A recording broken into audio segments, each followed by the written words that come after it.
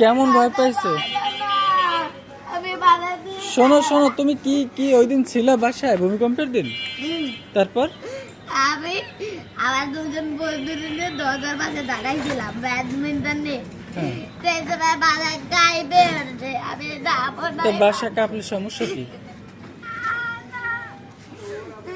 মামি যাবো না। শোনো শোনো, ওদিক যাও, ওদিক যাও, এদিকে আসো।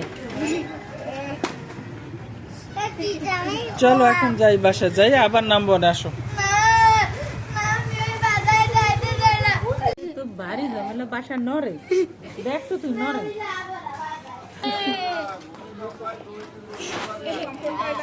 2-3 বছর পরে একদিন হয় ভূমিকম্প বাবা, এখন চলো, আসো আসো। বাড়ি মুশকিল।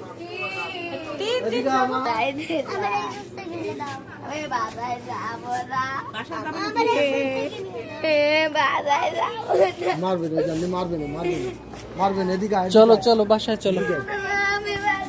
আরে বাসা তো নড়ে না এখন আর, আমার সাথে আসো।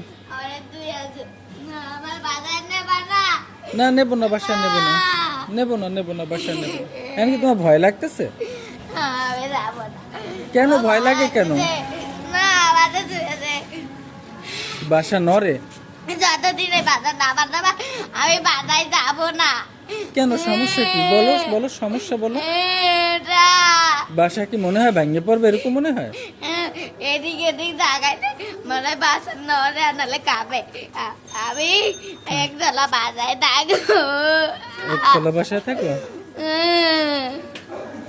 ঠিক আছে, আমরা একতলা বাসা নেব। না না, আমি আজকে আমি জানি না, আমার বাধা থেকে ভয় করে না। তা ভূমিকম্প তো বছরে একবার হয়, তাতে এত ভয়ের কি আছে? মারে বলো আমার এই জায়গায় দিয়ে না, আমি বাজার যেতে চাই না।